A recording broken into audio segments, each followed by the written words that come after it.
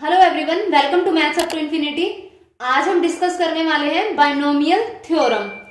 तो binomial theorem discuss करने से पहले बाइनोमियल क्या होता है? कोई अलजेब्राइक एक्सप्रेशन जिसमें दो टर्म्स हों और दोनों प्लस या फिर माइनस से कनेक्टेड हों तो वो क्या हो जाती है? बाइनोमियल। जैसे a plus b x plus one हो गया, यानी ये दो टर्म्स हैं, प्लस से कनेक्टेड है, यहाँ x माइनस वन लिख दें, ये भी दो टर्म्स हैं, माइनस से कनेक्टेड है, तो इसका मतलब ये क्या है? बाइनोमियल।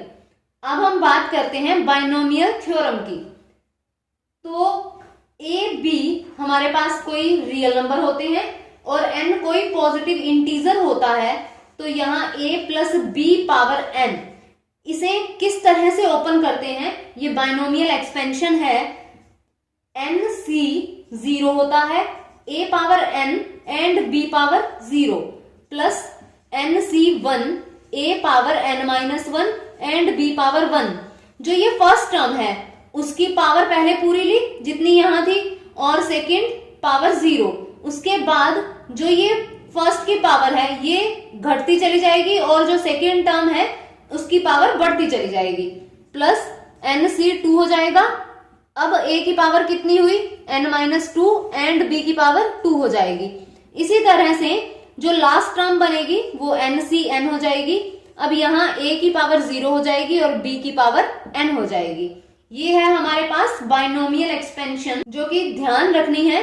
अब अगर हमारे पास a माइनस b है, a minus b power n, तो यहाँ n c zero, a power n, b को रिप्लेस कर देते हैं माइनस b से, यहाँ ये जीरो हो जाएगा, plus n c one, a power n minus one and minus b power one हो जाएगा, plus n c two, a power n minus two and b power, यहाँ माइनस b है, minus b power two हो जाएगा, और last term बनेगी n c n and minus b power n। a power तो zero हो जाएगी, तो ये अगर नेगेटिव है तो रिप्लेस कर देंगे b को माइनस b से, एक्सपेंशन वैसे ही ओपन होगी। ये पर्टिकुलर केस है जो सबसे ज्यादा यूज होता है, जैसे one plus x power n। तो यहाँ a क्या है? वन, और b क्या है? x। ओपन करेंगे n c जीरो, तो यहाँ a पावर में बार बार लिखने की जरूरत नहीं है क्योंकि इसने तो वन ही रहना है, तो यहाँ हो जाएगा x पावर जीरो जो कि वन होता है, plus n c one, x power one, plus n c two, x power two, और ये हो जाएगा हमारे पास n c n, x power n।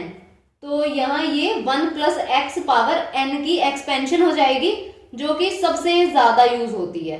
अब हम बात कर लेते हैं नंबर ऑफ टर्म्स।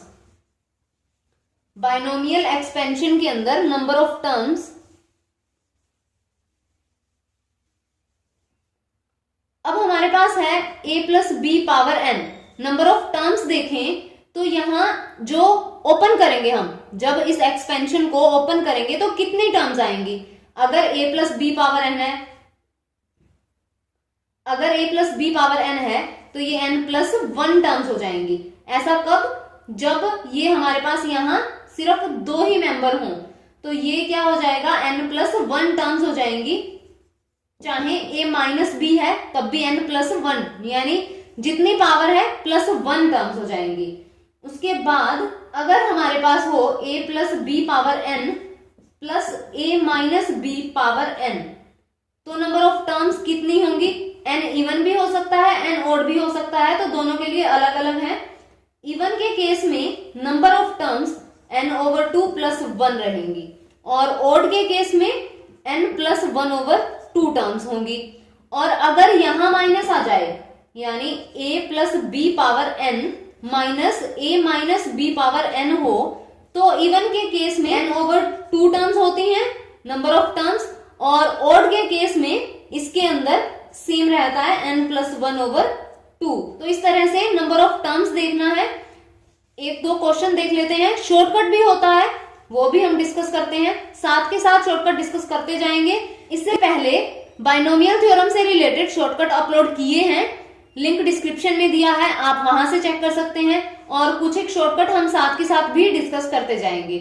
तो नंबर ऑफ टर्म्स के लिए जैसे 3x प्लस 4y, यहाँ है 8 और इसकी पावर 3 है, तो इसके लिए तो सीधा ही होता है कि 3x प्लस 4y, ये पावर हो जाएगा 24, और यहां कितनी नंबर ऑफ टर्म्स होंगी, 25 हो जाएंगी। जो पावर है उसमें एक जोड़ना है। अब नेक्स्ट है हमारे पास 2x plus y power 9 plus 2x minus y power 9। अब अभी डिस्कस किया फॉर्मूला, यहां प्लस है तो क्या बन जाएगा हमारे पास, यहां ओड के केस में n प्लस 1/2 होता है, तो ये बनेगा 9 प्लस 1/2, यानी 5 टर्म्स हो जाएंगे इसमें। अब हम नेक्स्ट देखते हैं x minus 2y plus 3z, power है हमारे पास n।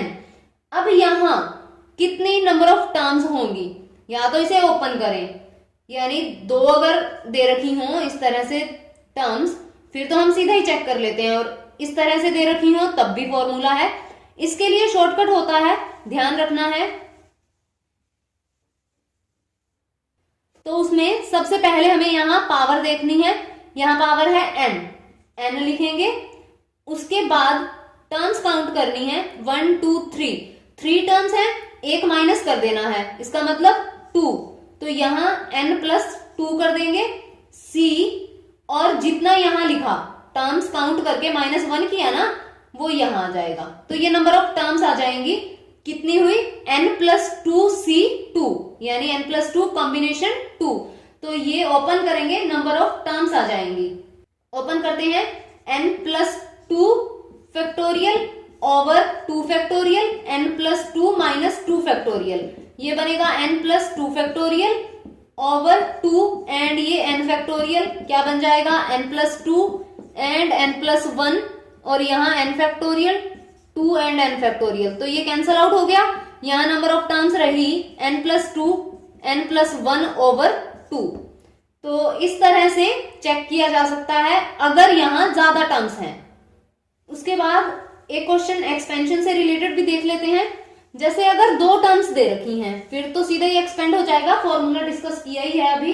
जैसे 2x प्लस 3y दे दिया, पावर 5 दे दी, सीधा ही एक्सपेंड हो जाएगा, ये a है ये b है।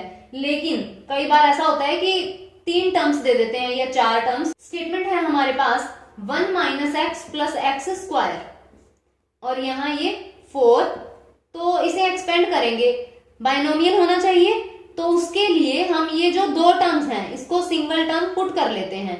जैसे minus x plus x square को हम y ले लेते हैं, तो ये क्या बन जाएगा 1 प्लस वाई पावर 4। अब हम यहाँ एक्सपेंड कर देंगे, बाइनोमियल है, एक्सपेंड करते हैं, क्या बन जाएगा, लिख लेते हैं पहले a plus b power n, क्या होता है nc0, a power n plus nc1, a power n minus 1 b1 plus nc2, a power n minus 2 b2, इस तरह हो जाएगा।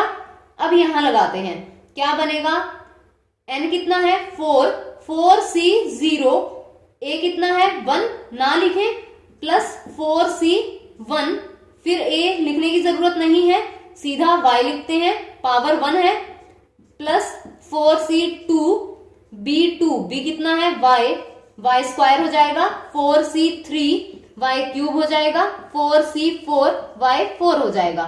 यहां तक ओपन होगी ये। उसके बाद 4c0 कितना होता है 1 plus 4c1, 4 factorial 1 factorial and 3 factorial, तो 4 हो जाएगा, 4y हो जाएगा, यहाँ ये होगा 6y स्क्वायर प्लस ये भी 4 हो जाएगा, 4y क्यूब प्लस ये फिर से y 4 आ जाएगा, यहाँ ये 1 बनेगा।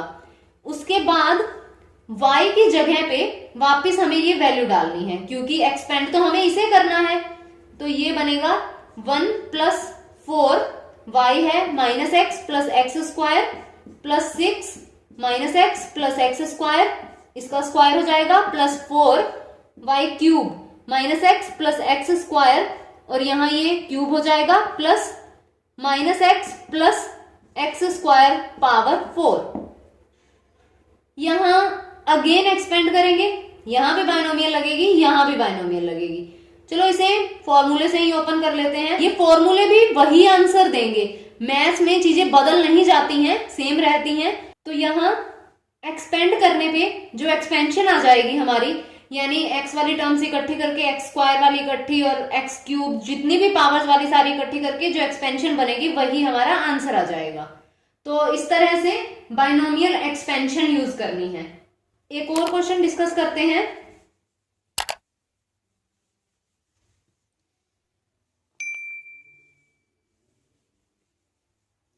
हमारे पास अगर 1 प्लस ए एक्स और ये पावर n दे रखी हो और 1 plus 12x plus 64 x square, ये हमारे पास फर्स्ट 3 टर्म्स हो, तो n एंड a की वैल्यू कैसे फाइंड आउट करेंगे? इस तरह के क्वेश्चन भी आ जाते हैं। तो इसे पहले एक्सपेंड कर लेते हैं। 1 plus A X power n, तो ये क्या बन जाएगा? nc0 plus nc1 ax plus nc2 ax square. First 3 terms ही देखेंगे और इनको इक्वल रख देते हैं। nc0 क्या बनेगा? 1 बनेगा। 1 प्लस ये क्या बन जाएगा हमारे पास? n एंड ax प्लस ये बनेगा n minus 1 over 2 a square x square is equal to 1 plus 12x plus 64x square, equal रख दिया। अब कोफिशिएंट्स कंपेयर कर लेंगे। जैसे कांस्टेंट टर्म्स हैं तो ये 1 1 और x के साथ यहाँ na है और यहाँ 12 है, और ये क्या बन जाएगा? n minus 1 over 2 is equal to, यहाँ a स्क्वायर भी है, इज इक्वल टू ये 64 हो जाएगा। तो इस तरह से n एंड a की वैल्यू फाइंड आउट कर लेंगे। ये और ये 2 इक्वेशंस हैं हमारे पास, तो क्या बनेगा? n आ जाएगा 12 ओवर a और यहाँ वैल्यू रख देते हैं 12 over a and 12 over a minus 1 और ये a स्क्वायर भी है ओवर 2 इज इक्वल टू 64। तो क्या बनेगा?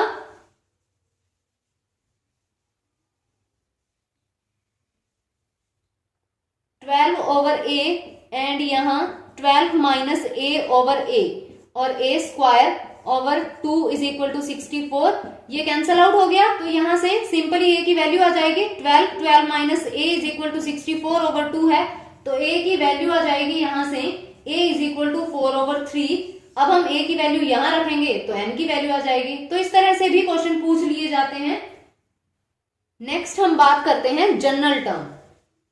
बाइनोमियल एक्सपेंशन में अगर हमें जनरल टर्म यानी कोई भी टर्म कह दी कि 5th term, 7th term, nth term, कैसे फाइंड आउट करेंगे? तो जनरल टर्म के लिए क्या होता है? t r प्लस 1, ये हमारी r प्लस 1th टर्म होती है, is equal to n c r a power n minus r and b power r। अगर हमारे पास a plus b power n है तो r प्लस 1th टर्म ये हो जाती है, यहाँ t r plus 1 is equal to n c r a n minus r, यानी फर्स्ट टर्म पावर ये हो जाता है एंड सेकेंड टर्म आर हो जाता है। इसके साथ मिडल टर्म भी देख लेते हैं। मिडल टर्म, किसी एक्सपेंशन की मिडल टर्म क्या होगी? तो n अगर हमारे पास इवन होगा तो मिडल टर्म कौन सी हो जाएगी? n over 2 plus 1th term. और ओड के केस में 2 टर्म्स बनेंगी मिडल टर्म्स, तो ये होंगी n plus 1 over 2th term and n plus 1 over 2 plus 1th term. तो ये मिडल टर्म्स होती हैं, पूछ लिया जाता है मिडल टर्म से रिलेटेड क्वेश्चन भी। जनरल टर्म तो हम बहुत यूज करने वाले हैं क्वेश्चंस के अंदर। तो क्वेश्चन देखते हैं जनरल टर्म से related. x over 3 minus 3y power 7 दे दिया, हमें 5th टर्म फाइंड आउट करनी है। तो 5th टर्म फाइंड आउट करने के लिए ध्यान रहे यहाँ r प्लस 1 होता है, तो t5 अगर हमें फाइंड करना है तो इसे क्या लिखना पड़ेगा? 4 प्लस 1 लिखना पड़ेगा। तो यहाँ यही फॉर्मूला लगेगा। तो n कितना है? 7, तो ये क्या बन जाएगा? 7c, r कितना है? 4, a की value x over 3 and power है n माइनस r, यानी 7 माइनस 4, b कितना है? माइनस 3y एंड पावर कितनी बनेगी? r, तो r कितना है हमारे पास? 4। इसे ओपन कर देंगे तो वो कौन सी टर्म हो जाएगी, फिफ्थ टर्म हो जाएगी। 7c4 कॉम्बिनेशन ओपन होगा, 7 फैक्टोरियल, 4 फैक्टोरियल, 3 फैक्टोरियल, तो ये बनेगा 7 6 5 multiply 4 factorial over 4 factorial 3 multiply 2, ये कैंसल आउट हुआ, तो यहां ये 35 आ जाएगा। And x over 3 power 3 and यहां पावर 4 है तो माइनस तो वैसे ही खत्म हो जाएगा, तो ये 3y पावर 4 हो गया। इसे लिख लेते हैं 35। अब तो सिंप्लीफाई करना है, x cube and y power 4, तो ये 3 रह जाएगा हमारे पास, यहां है 3 पावर 3 और यहां है 3 पावर 4, तो ये तो कट ही जाना है, एक 3 रह गया जिसकी 35 से मल्टीप्लाई हो जाएगी, ये फिफ्थ टर्म हो जाएगी। इसके बाद हम डिस्कस करते हैं कि अगर हमसे कोफिशिएंट पूछ लिया जाए किसी पर्टिकुलर पावर के साथ और या फिर इंडिपेंडेंट टर्म, इंपॉर्टेंट है काफी, इंडिपेंडेंट टर्म तो पूछ ही लिया जाता है, और उससे रिलेटेड शॉर्टकट भी अपलोड कर चुके हैं, लिंक डिस्क्रिप्शन में दिया है, आप वहां से चेक कर लें। तो देख लेते हैं, अगर कहा जाए कि x प्लस 3 पावर 8, ये है हमारे पास कोई बाइनोमियल एक्सपेंशन, और x पावर 5 का कोफिशिएंट बताना हो तो कैसे करेंगे, जनरल टर्म से ही करेंगे। जनरल टर्म यानी t r प्लस 1 ये होगी n c r और a power n minus r and b power r, तो यहां हमें x पावर 5 का देना है कोफिशिएंट, तो इसे किस तरह लिखेंगे, टी आर प्लस 1 ही लिखेंगे।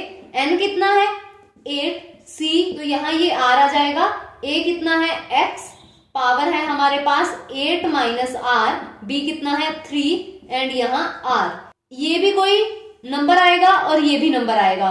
हमें कोफिशिएंट बताना है x पावर 5 का, तो इसका मतलब जो कोफिशिएंट होगा x पावर 5 का वो ये और ये दोनों मल्टीप्लाई होके आएंगे, लेकिन यहां क्या होना चाहिए 5, तो 8 माइनस r को 5 के इक्वल रख देते हैं, 8 minus 5 is equal to r हो जाएगा, r इज इक्वल टू 3 आ गया। अब हम यहाँ वैल्यू रख देंगे, तो अगर कोफिशिएंट पूछा हो तो हमें यहां देखना होता है, तो ये बनेगा 3 है, t4 is equal to 8c4 and 3 power 4 हो जाएगा, x पावर 5 है तो ये कोफिशिएंट आ गया, सिंप्लीफाई करना है आंसर आ जाएगा। उसके बाद देखते हैं, अगर हमारे पास हो x प्लस 2y पावर 9 और कोफिशिएंट बताना हो x power 6 and y power 3 का, तो जनरल टर्म, सबसे पहले जनरल टर्म ही लिखनी है, चाहे वो इंडिपेंडेंट के लिए पूछा हो या फिर कोफिशिएंट पूछा हो। तो यहाँ जनरल टर्म क्या बन जाएगी हमारे पास, t r प्लस 1, r की ही वैल्यू फाइंड करनी होती है, तो यहाँ ये बनेगा 9cr, ये ncr हो गया, x पावर कितना हो जाएगा 9 minus r and 2y power कितना हो जाएगा हमारे पास r, तो यहाँ x पावर कितना चाहिए 6, y पावर कितना चाहिए 3, तो क्या बनेगा 9 माइनस r को लिख देंगे 6, तो r कितना आ जाएगा 3 आ जाएगा। अब हम यहां रखेंगे t 3 plus 1 is equal to 9c 3 हो जाएगा, x पावर कितना हुआ 6 हो जाएगा एंड 2y पावर कितना हो गया 3, कोफिशिएंट क्या बनेगा 9c3 एंड 2 पावर 3।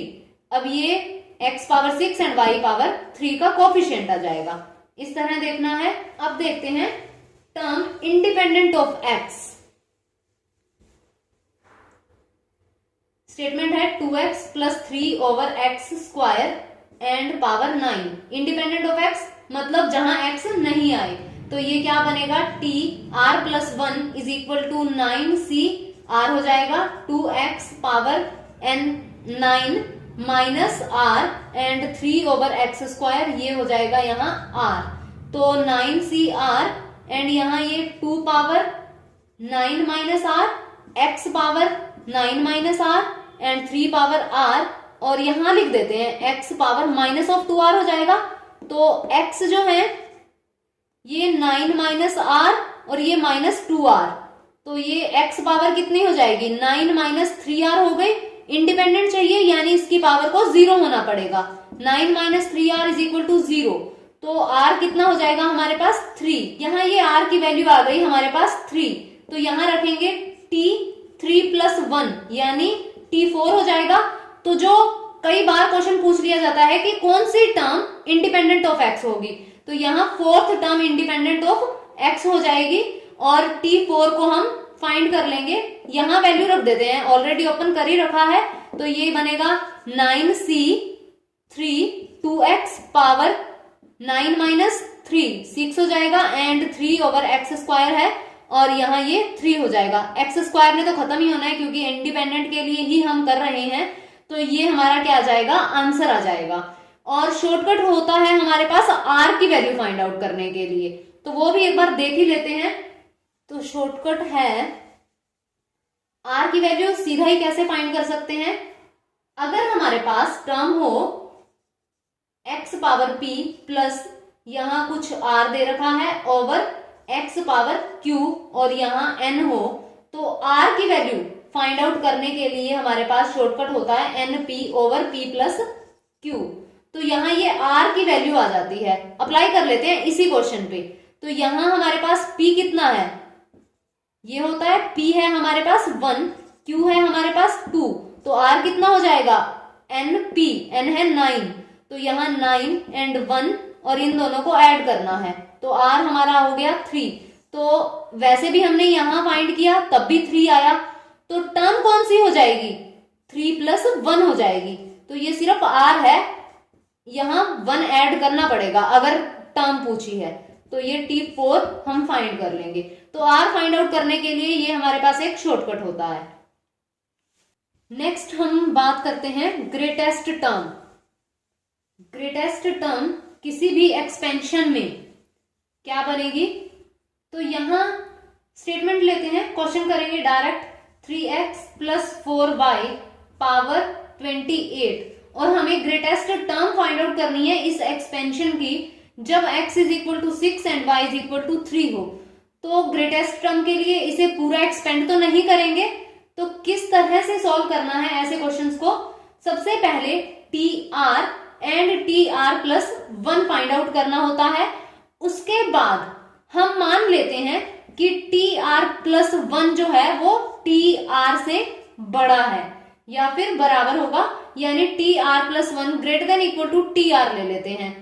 तो यहाँ tr को यहाँ लेके आएंगे डिनोमिनेटर में, तो tr+1 ओवर tr हो जाएगा, > 1 हो जाएगा। तो यहां से हमारे पास r आ जाएगा और r से हमें टर्म पता चल जाएगी। तो क्या फाइंड करना है, tr+1 ओवर tr, तो उसके लिए tr क्या बनेगा और tr+1 क्या बनेगा इस बाइनोमियल एक्सपेंशन के लिए देख लेते हैं। जनरल टर्म tr+1 लिखते हैं, क्या बन जाएगा हमारे पास 28cr एंड यहाँ है 3x power 28 minus r and 4y power r हो जाएगा।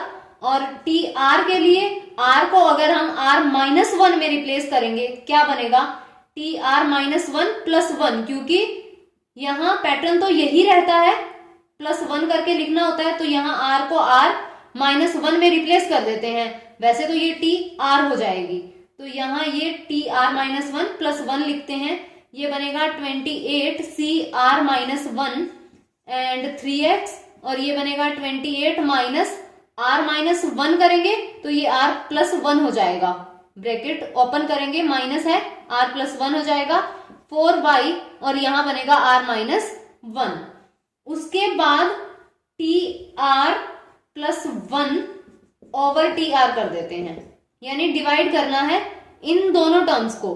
तो क्या बनेगा 28cr 3x 28 minus r 4y power r over ये बनेगा 28cr-1 3x और यहाँ 29 माइनस r हो जाएगा और 4y पावर r-1 हो जाएगा।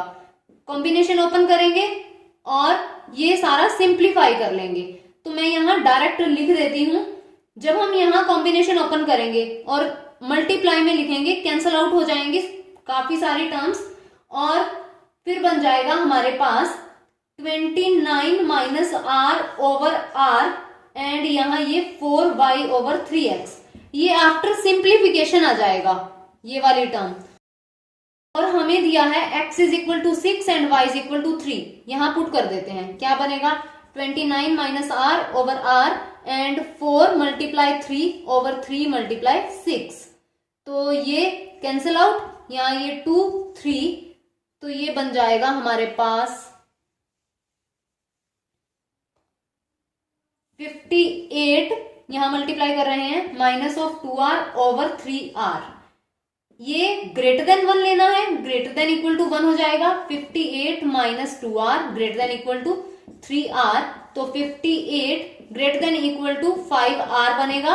अब यहां से r की क्या वैल्यू आ जाएगी, r less than equal to 58 over 5 बन जाएगा, तो यहां बनेगा ये r less than equal to 11 and यहां 3 ओवर 5, तो r क्या होगा, छोटा होगा या बराबर होगा किससे, 11 एंड 3 ओवर 5, तो यहां जो कंप्लीट टर्म आएगी, छोटे की बात हो रही है तो इससे छोटी टर्म कौन सी आएगी 11, तो यहां r की वैल्यू क्या हो जाएगी हमारे पास 11 हो जाएगी।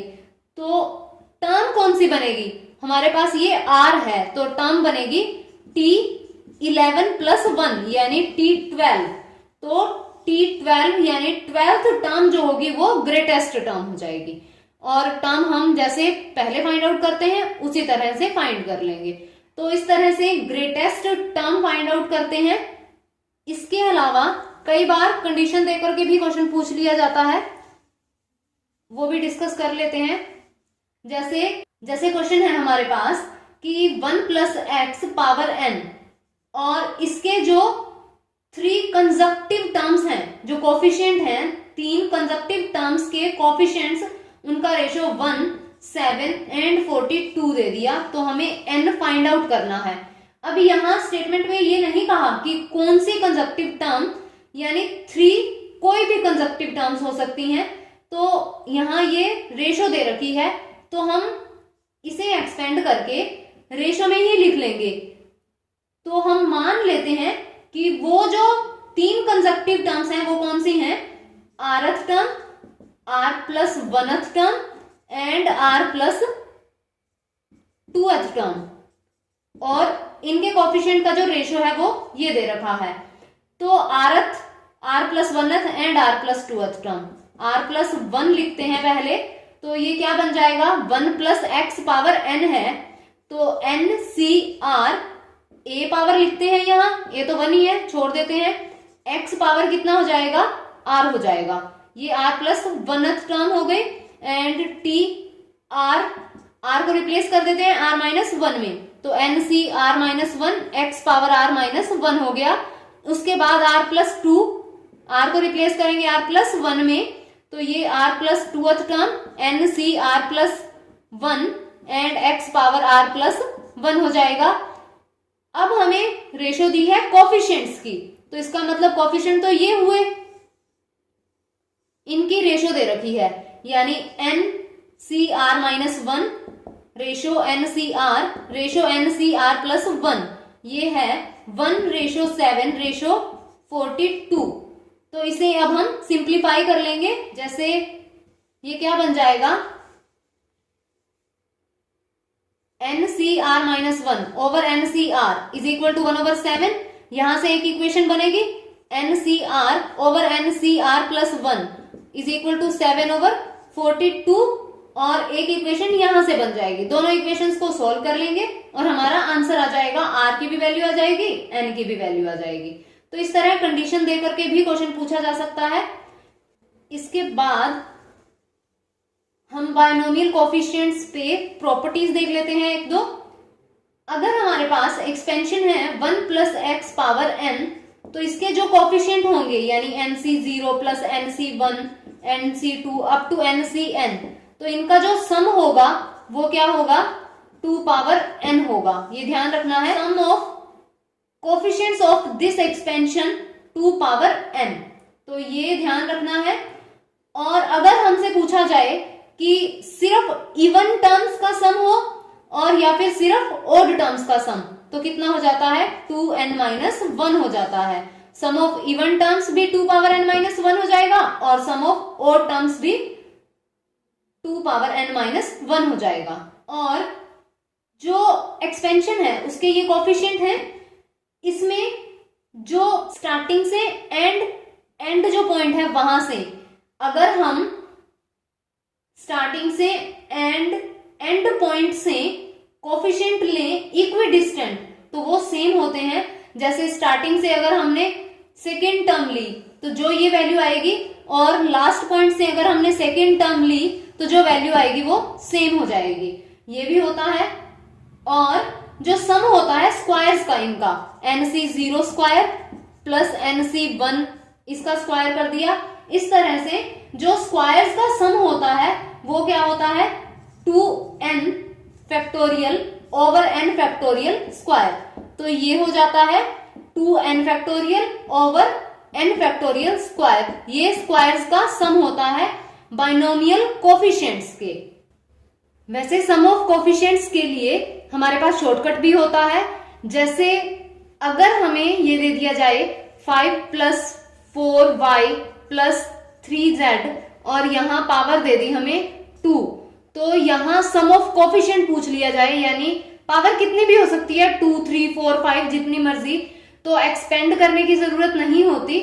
यहां जो ये कोफिशिएंट्स हैं इनको ऐड कर लो बस, ये 5 + 4 + 3 और पावर जितनी है उतनी ले लो और ये क्या हो जाएगा हमारे पास यहाँ 9 और 3 12 स्क्वायर हो जाएगा, यानी सम ऑफ कोफिशिएंट आ जाएगा 144।